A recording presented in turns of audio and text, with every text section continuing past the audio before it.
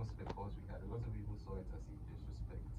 The language in the video, his dressing, his hand gestures, which to a lot of people it was okay, but to the older folk, it was mixed emotions yesterday. Yeah, a lot of mixed emotions, especially you realize there was a generational line between the reactions.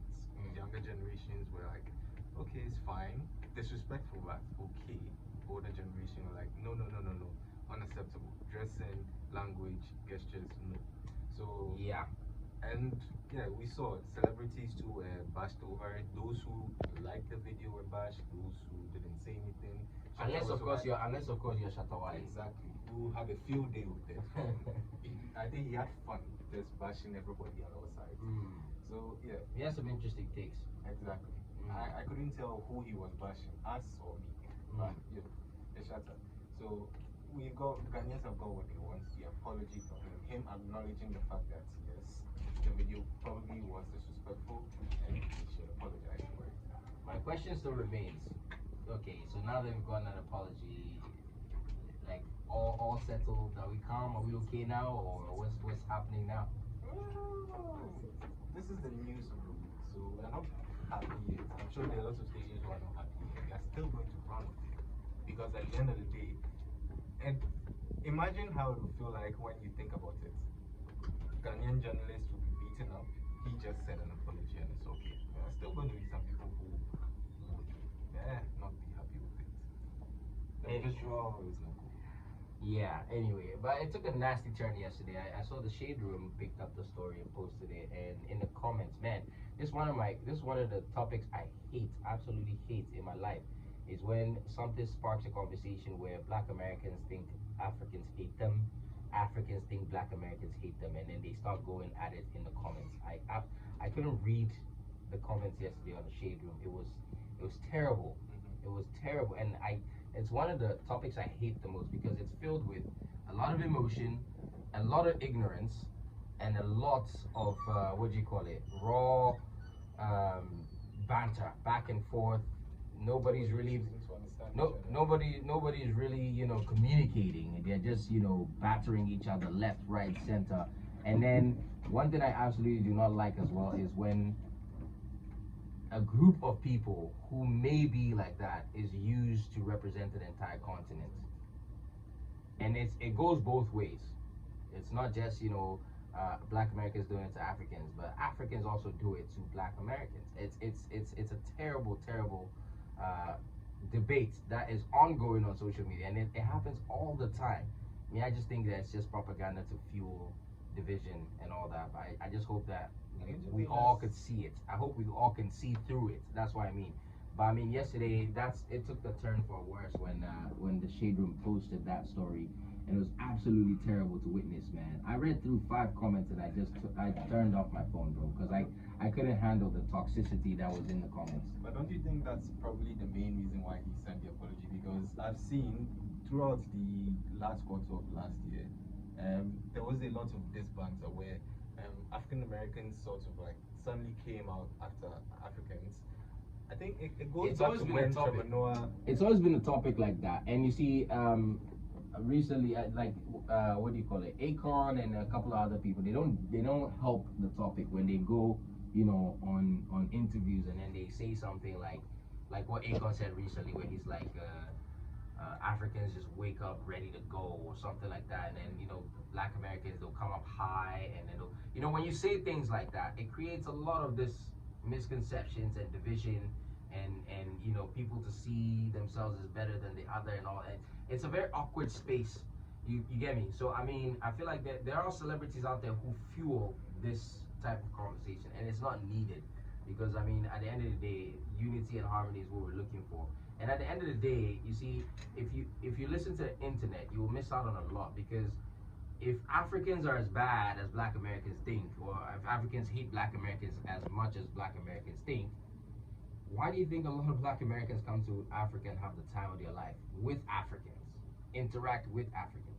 And if Black Americans are as bad as Africans think, why do Africans go to America to interact with them and then see that, oh no, they're not as bad as, so that's what I'm saying. Both sides of the divide have it like off, and it's I'm not gonna point fingers at one side and say it's African Americans' fault or it's black or it's Africans' fault and all that. Like we're all black people. First of all, that's the first and foremost.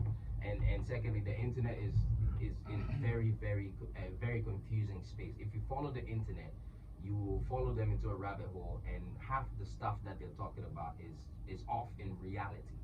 Do you get me? So I mean, I personally I wasn't excited about what I saw, but this conversation sparked that, and then I don't blame them too for seeing that way, because if you look at a lot of the Ghanaian reactions and the comments that came through, a lot of them were saying, how can they leave their country and come and do this here? How can they, I feel like it's a language thing. How words are articulated and how they are translated. It's not just is also the language. It's how both sides see things. I even going back to what you said about what Akon said. You think back to what Trevor Noah and this other writer said. They both made this reference to how like Black Americans cannot really understand the African way of suffering. It's that kind of rhetoric that it doesn't help. It doesn't help at all. Yes. Yeah, it doesn't help. See, a lot of people just take that. I understand. It makes it seem like you're devaluing someone else's suffering, which gets them very offended because both sides, African Americans and Africans, we are identified by our suffering. And if you are devaluing one, it gets people offended, and that's what sparks the war. So yeah. I understand why, especially he wants to make sure that this doesn't end there. The apology first of all, so that we don't misinterpret what he did as he didn't respect our way of seeing things and intricacies, because we would see this as there are a lot of people who see this as it's not too bad. Yeah, understandably, you didn't do checks about how you were supposed to appear before you got there. Yeah. But it's not like you went there with the intent of disrespecting the office. Yeah. But we take the whole office very seriously.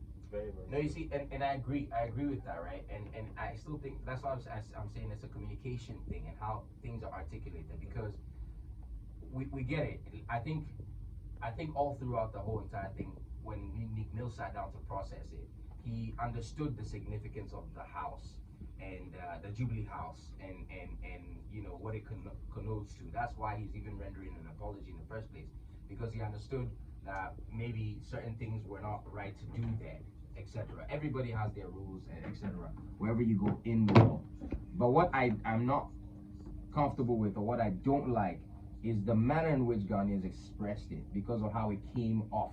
Because there were some of those comments, that came off condescending, where it's like, you can't do that, you can't do that you think you can do that in your country, and then you just come to our country, and these kind of comments, if somebody looks at it that way, they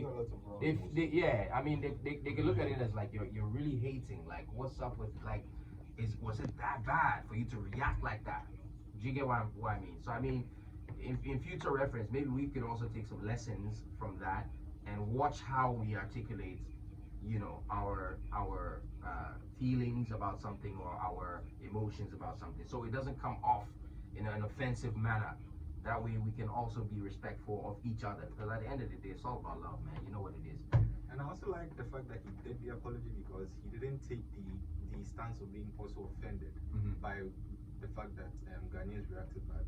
He could have just seen, wow, I just came here. I wasn't planning to be there, but I was invited. I've come. Yeah. I've done my thing. You've all taken offense by it. He didn't take offense. Yeah. He's seeing the significance of what we do here when the diaspora people come all the way out here. Yeah. They are not just here to have fun. They are here to build a connection between their side and what they feel is their homeland. They want to come here and experience what they feel they've left out. Right. So by doing that, he's trying to like allay tempers. Like, let's all calm down. Yeah. Let's all understand that this was a miscommunication. Yeah. Let's move away from that. And the intent was pure. You could see the intent, and he explained his intent. So I mean, I think what's done is done. What's said is said. Let's move on from it, basically. I hope we all move on. I hope a lot of us move on from this chat, because there are still people who are still gonna take offense with the fact that he's just going to make an apology and they'll be done. Yeah, you know it. Anyway, that's your Digi Trendz, ladies and gentlemen, brought to you by the one and only